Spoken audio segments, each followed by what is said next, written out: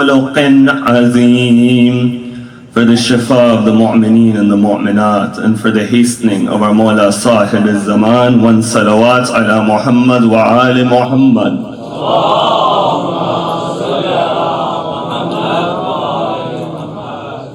It is a blessing of Allah subhanahu wa ta'ala that He created us and He created mankind. But when He created us, not everybody was created at an equal level. For He elevated the status of 124,000 individuals, and He gave them the task of guidance, and He made them His anbiya. And then from those 124,000, He propagated the message through 313, whom He made His mursaleen. And their status was elevated above the anbiya. But you find even amongst those 313, not all of them were equal, because there were 5 individuals whom He gave the shariat, and He called them His ul azam, that the status of those ul azam was higher than the mursaleen. And from those 5, He selected one to be His final prophet, Khatam al-Nabiyyin, Mohammed al-Mustafa. That a regular human is not like a Nabi is not like a Rasul is not like an Ulul Azam, and Ulul Azam cannot be like the final prophet. And inshallah today I will analyze the miracles of Rasulullah. Our theme has been the Quran and the Ahlul Bayt alayhimus salam, and both of them were miraculous in their own rights. But today we honor that man whom over 2 billion people in the world, they honor and they recognize his position. And when you look within the world today, you find that any attack which is happening in the garb of Islam, in the name of Islam, is happening because people have failed to recognize the position of this prophet and the haqiqat and the reality behind this prophet. For if they understood who he was, none of these terrorist attacks in the name of Islam would happen. You know, there was a famous scholar, he would give this example of Islam, that when Islam, it began to spread, you find that certain individuals, it was not benefiting them for Islam to spread, it was causing them harm. So the example he gives is that if you have a drug that can cure every type of illness, every ailment within the body, that drug, it can cure it. You'll find that this is something which many people will benefit from, but at the same time people will object to it. Why? Because there will be individuals whom are being put out of business. Some people who are in charge of coffins, they will say that we'll have nothing anymore because people aren't dying. Other doctors, they will be put out of business. So these people who are being put out of business, they conspire together. They say, we'll create a drug who looks exactly the same. Its smell will be the same. Its bottle will be the same. But in reality, we will mix poison within that drug.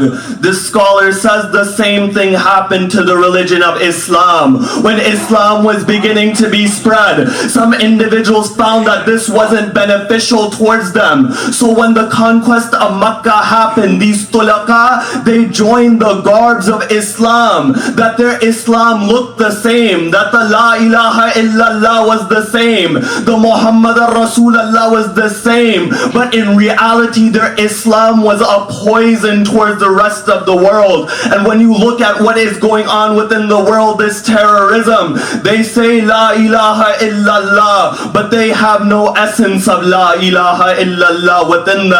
They say Muhammad Rasulullah, but they have no understanding of who this prophet is.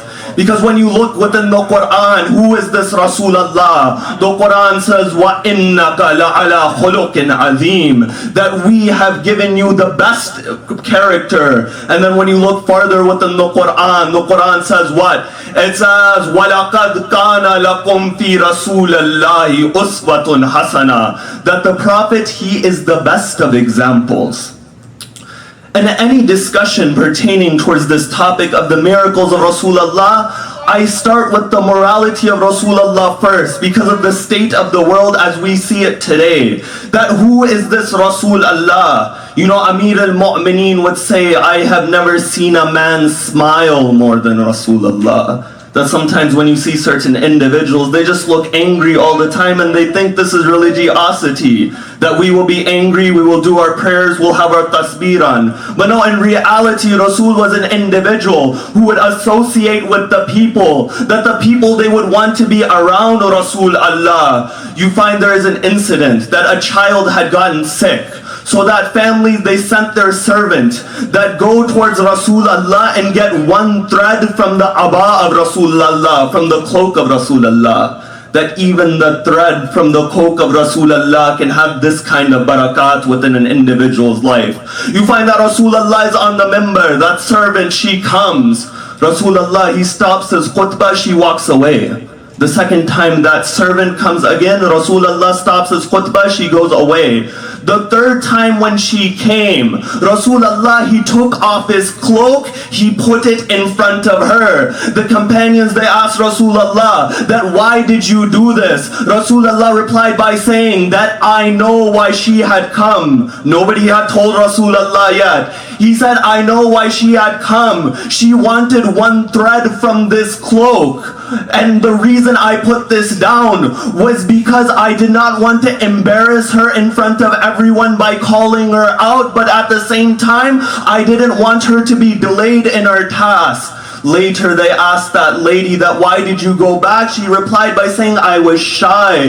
That this is Rasulullah. That Rasulullah is the greatest creation of Allah subhanahu wa ta'ala. The entire universe was created from the nur of Rasulullah. But yet at the same time, this is the type of humility Rasulullah had. That Rasulullah, he was walking through the streets of Medina. He saw some poor people, some servants sitting upon the ground. They said, Ya Rasulullah, we have testified to your prophethood. Rasulullah said, MashaAllah, this is good. Then they say, Oh Rasulullah, if we had homes, we would invite you and feed you. Rasulullah said, what is stopping you right now? They replied, our poverty is stopping us right now. That, Oh Rasulullah, we have nothing worthy to give you. Rasulullah said that, why is this stopping you? We can have a gathering right now. You find these individuals were sitting on the streets of Medina. Rasulullah, he sat with those individuals on the street and he began to eat with them. A lady walks by, she says, Oh Rasulullah, you are sitting like a servant right now. Rasulullah replied by saying, there is no greater servant of Allah subhanahu wa ta'ala than me. That within prayers we say, Ashhadu anna Muhammadan abduhu wa rasuluh. That before we acknowledge him as a Nabi, as a Rasul, as anything else, we acknowledge him as the Abd of Allah. That this is the value of serving Allah subhanahu wa ta'ala. You find that this was this Rasulullah, this was the character of Rasulullah. And when I analyze the miracles of Rasulullah, remember this humility which he had. Because humility is something which keeps a person grounded. The moment arrogance enters your heart, you have the example of Shaitan. For thousands of years he would worship Allah, but a moment of arrogance killed the entire worship of Shaitan. You find Allam al-Majlisi in Haqqul Yaqeen. I've given you the reference to the book. He writes that there are 9 categories of miracles associated with Rasulullah. And in this majlis, I'll analyze those 9 categories. He says that the first category of miracles associated with Rasulullah are related to the body of Rasulullah, the jism of Rasulullah. That within that book, he writes just pertaining to the body of Rasulullah, there are 24 miracles. That what are these miracles? That one of those miracles is that there would always be a cloud over Rasulullah. That this is the type of mercy which Allah had over that individual who was a mercy for all of mankind. Further than that, you find what? You find that even if an individual who was taller than Rasulullah would come in front of Rasulullah, Rasulullah's head would always be higher, for he is Allah's greatest creation. Further than that, when you look at the beard of Rasulullah, Allam al-Majlisi states that there were 13 hairs of Noor which would shine from his beard. There would be 13 white hair. I say, why 13? Why not any other number? The reply would come that Rasulullah wanted the world to see, in the way I am the Noor of Allah to follow, there are 13 other Noor to follow within your life as well.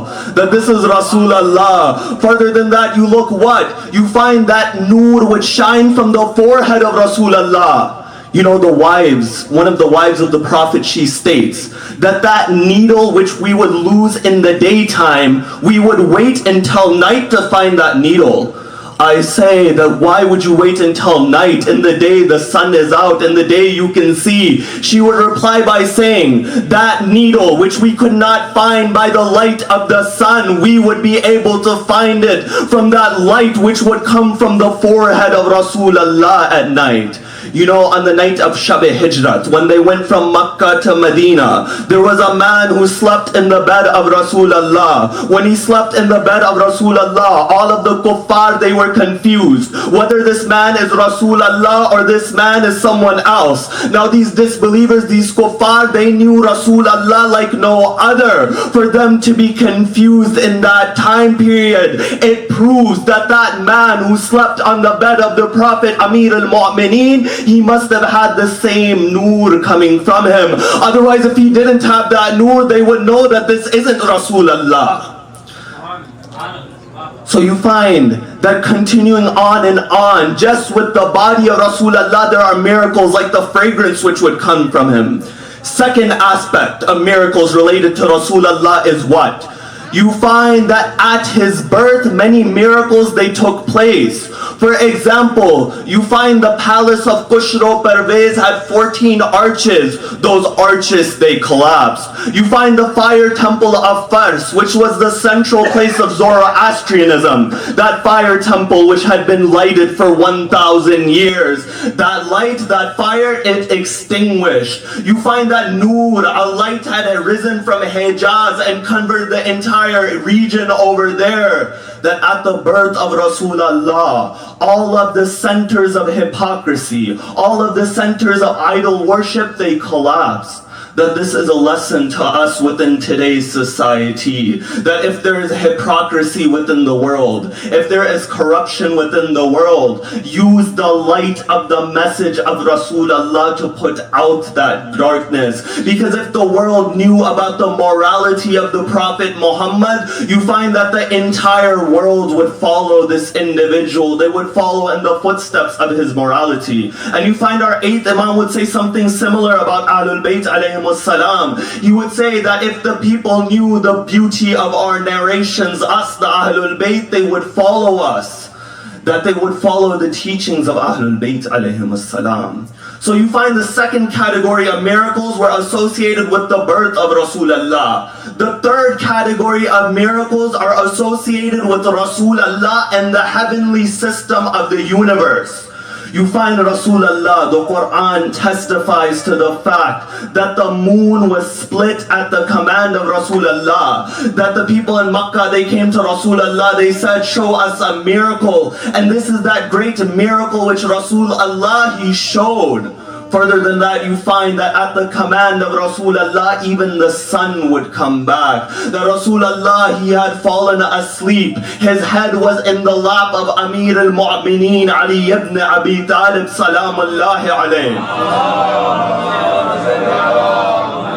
The sun had continued to move. The time period of Asr had passed. When Rasulullah, he woke up, he said, oh Ali, have you prayed? Amir al-Mu'mineen replied by saying, Ya Rasulullah, I did not pray because you did not lift your head. I did not want to disturb you. You know, Amir al-Mu'mineen, he realized that more important than the prayers and the fasting and the zakat are the man who brought them to us, or the man whom revealed them to us. That if you want to go straight towards these things without taking away the spirituality of Rasulullah in the middle, then these things will have no benefit towards you. You find that Rasulullah, at his command, the sun, it came back towards that placement for Asr, and Amir al-Mu'mineen, he performed his prayer at that time.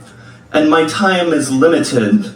as well, so I'm going to go quickly. The third category of miracles associated with Rasulullah are the miracles associated with the non-living things. You find the Quran, it states, is that even the non-living things, they have a tasbih. We read in Surah Al-Jum'ah. It says what? Bismillahir Rahmanir Rahim. Yusabbihu lillahi ma fis samawati wa ma fil ard. That everything in the heavens and the earth does the tasbih of Allah subhanahu wa ta'ala. And in a different verse it states that they glorify Allah, but we cannot understand their tasbih. That every creation does the tasbih of Allah subhanahu wa ta'ala. And this is why Rasulullah would say, there are times when a person is mounted on the camel, but the camel is better than the person. Why? Because the camel, it remembers its creator, where the human being, he forgets his creator. So you find that which miracles are associated with the non-living things in Rasulullah. You find that Rasulullah, before the member was made in Masjid al-Nabawi, you find that Rasulullah, he would recline upon this tree. But after they made the member, Rasul, of course, he would give his sermons from the member. You find that they found tears coming from that tree. That even the non-living things, they testify to the greatness of Rasulullah.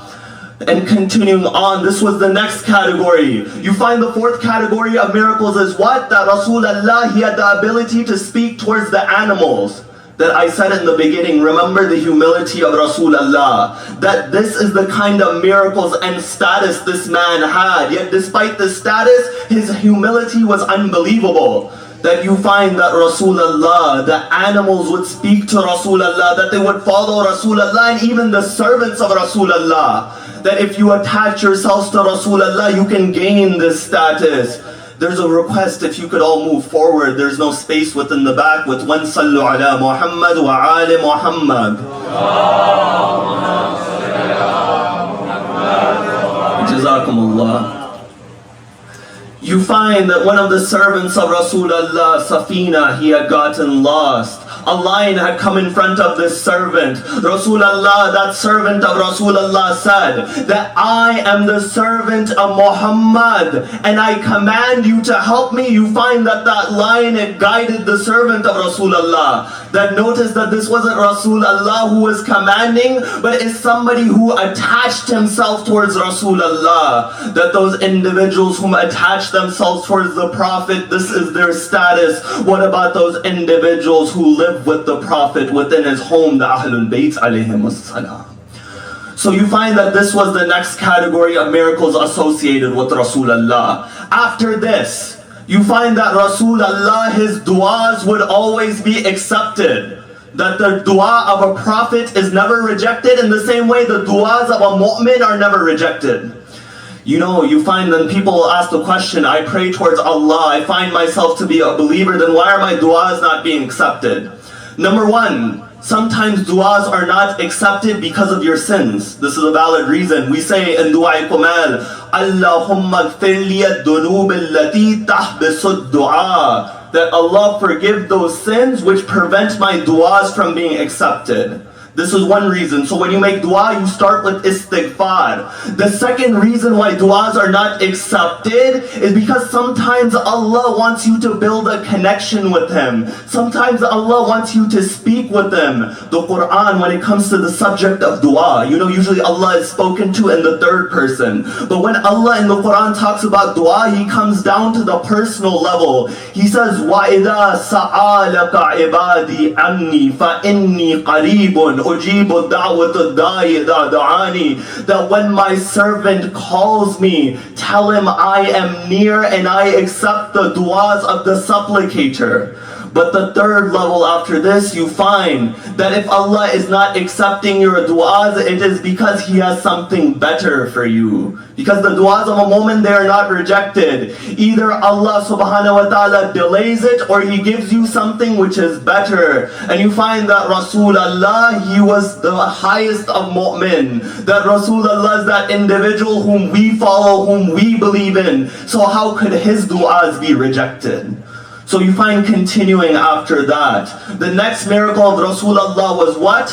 is that he had control over the jinn and the shayateen. Within the Quran we have Surah Jinn, that when they heard the recitation of the Quran, some of them they had become believers. Continuing upon that, you find that Rasulullah, his next miracle was his victories in battle. Because some of these battles, they were truly miraculous. That when you look at the battle of Badr, Rasulullah, he only had 313 individuals and 2 horsemen. When you look on the side of Abu Sufyan, you found that they had 1,000 individuals and 100 horsemen. But you find that Allah had a miracle for Rasulullah, that when those individuals, they saw the army of the Muslims, that Allah had surrounded them with angels, so the army would look like they are in a much larger quantity. And when you look on the day of Badr, you find that the combination of this miracle and the sword of Amir al-Mu'mineen was victorious for Rasulullah. For history narrates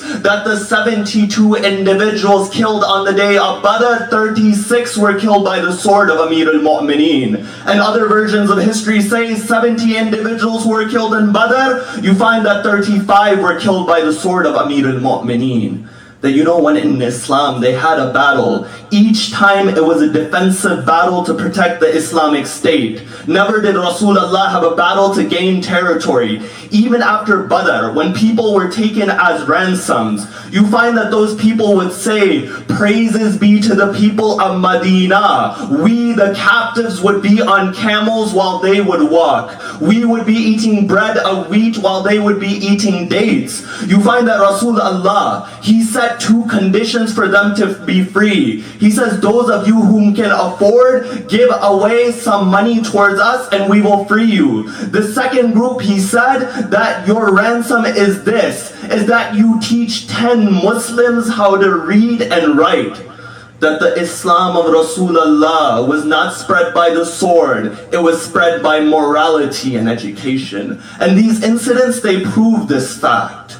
You find continuing towards the last miracle of Rasulullah, because I have to come towards Masa'ib. You find that his last miracle, which Allama al-Majlisi writes in Haqqul Yaqeen, is the ilmul ghayb of Rasulullah, the knowledge of the unseen. And you find that this came in many incidents, but one, it came at the shahadat of Imam al-Hussein. And about that incident, that take your hearts to Madinatul Munawwara. It's the house of Ali and Fatima. That there is happiness within that house, for Hussein is born. Rasulullah is happy. But then they begin to see Rasulullah cry. And when Rasulullah cries, Ali and Fatima, they would also cry. Fatima, she says, oh my father, why are you crying? Are you not happy? Rasulullah says, oh Fatima, a time will come when this son of yours is killed within Karbala. Bibi Fatima, she says,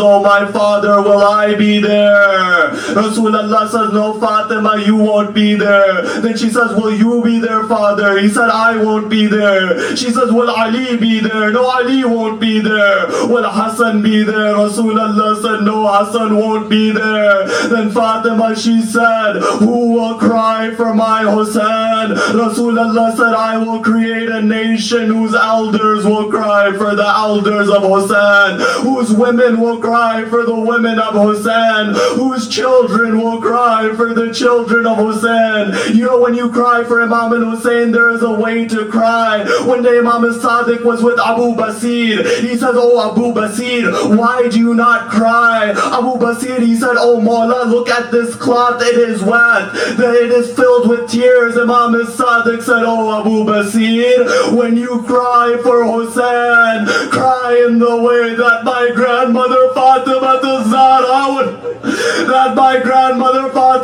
Zahra would cry for Hussein. You find when this caravan, it was leaving entering Medina that Imam al-Hussein had left a daughter of his who resembled Fatima Zahra, and that daughter was Fatima Sughra. You find that when they were leaving, Imam, he gave the command for the women to come out. Fatima Sughra, she goes up towards Rabab. She says, oh Rabab, oh my mother, can I hold Ali Asghar for one last time? You find the Imam, he says again for the women to go. At that moment, Rabab says, oh Sughra, can I take Asghar from your hands? You find that Asghar, he wouldn't come out of the hands of Fatima Sughra. Then Bibi Kulsum comes forward. Then Bibi Zainab comes forward. But Asghar, he would only be in the arms of Fatima Sughra. You find that Imam, he comes inside. He says, why is this delay? Bibi Zainab says, oh Mawla, Asghar won't leave the arms of Sughra. Imam, he goes up to Ali Asghar. He says one word within the ears of Ali Asghar. He says, oh Asghar, I need you in Karbala. Oh Asghar, the plan of Allah cannot be complete without you. Asghar, he comes into the hands of Imam al-Hussein. You know, before Imam went towards Karbala, Allah had given Imam a task because Imam knew that Sughra could not come with him towards Karbala. You find the ladies, they would bid farewell to Fatima Sughra. But when Zainab came towards Fatima Sughra, Bibi Zainab places her hand on the head of Sughra. Bibi Fatima Sughra, she says, oh my Aunt Zainab, why will my father not take me towards Karbala? Bibi Zainab, she goes and asks Imam al-Hussein. Imam Hussein says to Bibi Zainab that after Karbala, you will go through the bazaars of Kufa and Sham. My daughter Sughra looks like my mother Fatima Zahra. I cannot bear her going through the bazaar of Kufa and Sham. You find when the Imam was in Karbala, the heart of Fatima Sughra had no rest. She had written a letter that after Imam he buried Ali Asghar, he hears a voice saying to him, Ana Baridu Sughra, that I am the messenger of Sughra, that who is taking the name of Sughra in the plains of Karbala. When Imam he opens that letter, what did the letter say? It said, send my salams to my uncle Abbas. It said, send my salams to my brother Ali Akbar. Kiss Ali Asghar for me. You know what the Imam did? He looked towards the Furat. He said, oh Abbas, Sughra sends her salams. He looked towards the Maqtal. He said, oh Akbar, Sughra sends her salams. He takes the letter. He places it on the grave of Ali Asghar. He says, oh Asghar, this letter is from Fatima Sughra. I'm coming towards the final lines. When this caravan, it went back towards Medina. Bibi Fatima Sughra, she would go from looking in the arms of each of the ladies. She would look in the arms of Zainab, then Kulsum, then Layla, then Rabab, until she came back to Bibi Zainab. Bibi Zainab, she greets Sughra. Sughra says, I know that my father had been killed. I know that my uncle had been killed. But where is my brother Ali Asghar? How would Zainab tell her that Hussein had went to go get water for Asghar, and in return he got an arrow?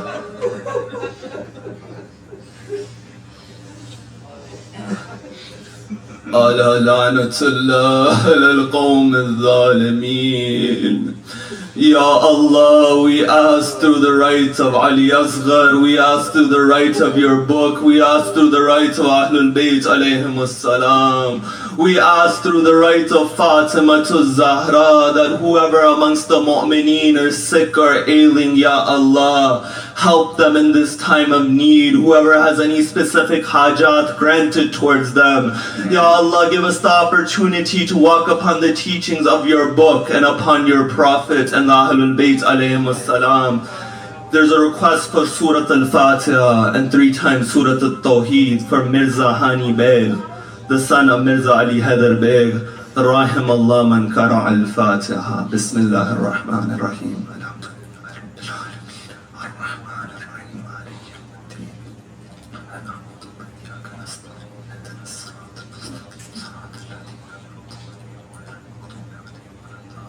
بسم الله الرحمن الرحيم قل هو الله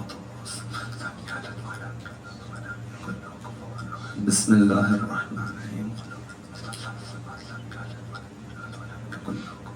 بسم الله